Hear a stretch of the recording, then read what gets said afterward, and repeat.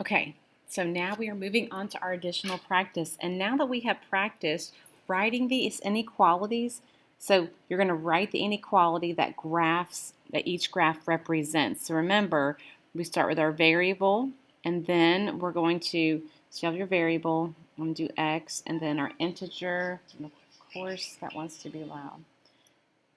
And then we have our integer, okay? Then you have to decide, is it less than, greater than, less than or equal to, or greater than or equal to. And we know our arrow is pointing left, and we know left is less, so less than. And my circle is not shaded in, so it's not equal to. So you're going to do that 1, 2, 3, and 4. Then 5 and 6, we're going to go back to graphing the inequality on the number line, okay? So again, identifying the integer, deciding, drawing our circle, is it shaded, is it not? And then which way is our arrow going to go, left or right, okay? 7, we're going to substitute 7 and 8. Substitute each given value of the variable to find which, if any, is a solution of the inequality. So you have 4 options here, okay? So you're going to have to solve, so like x. Oh no, you don't have to actually solve this one. So is x is a 12.5 less than 12? No. So you can just cross it out. So you're going to decide if each solution is true, and then you're going to circle it, okay? So got it. Then, if any though, because some of them may not be even a solution. And then same thing over here, we're substituting with y, which ones make the statement true. 9 through 16, it's a little bit different. We haven't done this yet. You need to give 3 solutions of each inequality. So what this says, x is less than 9. So think of any number less than 9. And let's see, 0 is less than 9. 8 is less than 9, and 1 is less than 9. So as you can see, any 3 numbers that make the statement true. Okay? All right. Number 17. It says, at the right is a portion of the menu at a diner. The inequality m is less than 5 represents the amount of money that Elizabeth has to spend on lunch at the diner. So the amount of money she has is less than $5. So think about that. Which items can she choose for lunch? So thinking about if you literally took money, okay, we got a $5 bill right here. So if you had money, okay, she has less than $5. So she cannot spend even $5 whole dollars. So that's even too much, okay? She has maybe at most $4.99.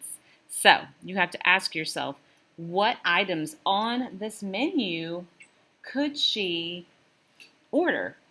Could she order? Okay? And that's all you got to tell me, okay? If you don't want to write them all down, you could circle the ones that would make that statement true. Okay, so which of these is less than $5? Those are things she can buy. Got it? Great example right there. I'm going to back down here since I'm already here. As usual, TCAP questions.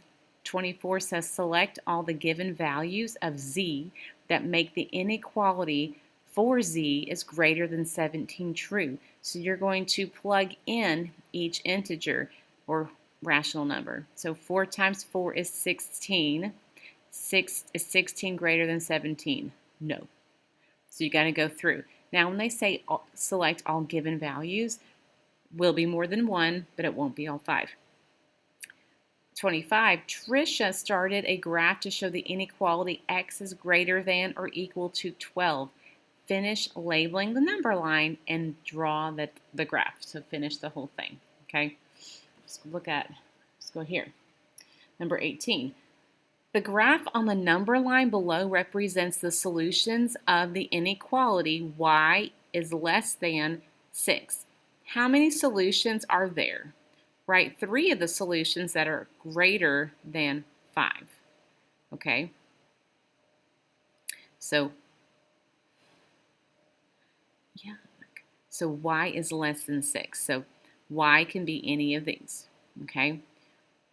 How many solutions are there? Okay? Write 3 of the solutions that are greater than 5. So what they're saying is give 3 solutions that are between the whole numbers 5 and 6. And then think about how many solutions are there being less than. Okay, think about that. Think about that. And when we discuss it in class, I'll go over it again. We'll talk about that again. So it's kind of a trick question, but it's kind of not. We'll talk about it. Number 19. Graph the inequalities. X is greater than 3 and X is less than or equal to 4 on the same number line. What value, if any, is not a solution of either inequality? So you're going to graph each of these. Okay, so on the same number line. So I'm going to do it on the line. X is greater than 3. So we're going to put a circle over the 3 and then draw it kind of thick. I know usually we don't go straight on the number line, but we're going to. Okay, X is greater than 3. And then X is less than or equal to 4. X is less than, did I leave that circle? Yeah. Less than or equal to 4. And they're asking what value, if any, is not a solution of any inequality, of either inequality. Well, think about what I just did right here. Did I shade the entire number line? Think about that. Ponder. We will talk in class. 20. The width of a youth soccer field must be at least 45 meters, but it cannot exceed 60 meters. Write 2 inequalities that describe the width W of a youth soccer field.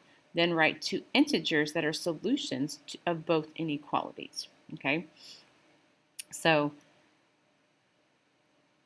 W and 45, and then W and 60. Okay? You're using these 2 integers, and you need to write 2 inequalities that describe the width. So the first one says must be at least 45 meters, and the second one says cannot exceed 60 meters. You have to decide what inequalities go there, and then write 2 integers that are a solution of both inequalities. Okay? 21. The inequality P is greater than or equal to 4 describes the number of pounds of apples P Bill needs when he is making apple strudel. Can a total weight of either 3.5 pounds or 4 pounds be enough for Bill to make apple strudel? So what you have to do is write your inequality and then decide, is this a solution? Is 3.5 greater than or equal to 4? Or is 4 pounds a solution? And explain, okay? Why or why not? 22. Jeremiah spends at least $14.50 on dinner every day. Yikes. Write an inequality that to represent the amount Jeremiah spends. Then write 2 examples of amounts Jeremiah might spend. He spends, so think about it, he spends at least $14.50 a day on dinner. So what does that look like? And you could say, start with D for dinner, and then you have $14.50. So if he spends at least $14.50, what inequality goes there? And then give 2 examples of what he might spend to make the inequality true. Peyton did not spend $15 at the grocery store. Write an inequality to represent the amount Peyton spent. Then write 2 examples of amounts that he might have spent. So same thing, let's say spending $15, okay?